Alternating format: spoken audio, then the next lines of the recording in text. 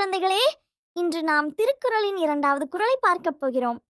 குறள் கற்றதனால் ஆய பயன் என்கொள் வாளறிவன் நற்றால் தொழார்.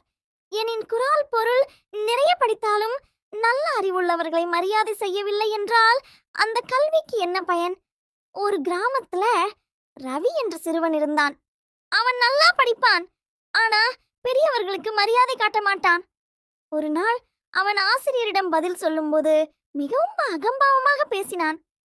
அதை பார்த்து அவன் தாத்தா சொன்னாரு, ரவி, படிப்பு நமக்கு அறிவு தரும், ஆனா பணிவு இல்லை என்றால் அந்த அறிவுக்கு மதிப்பு இருக்காது.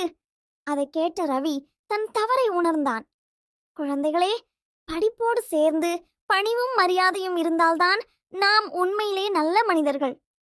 கற்றதனால் ஆய பயனென்கொள் வாளறிவன் நற்றால் தொழார்.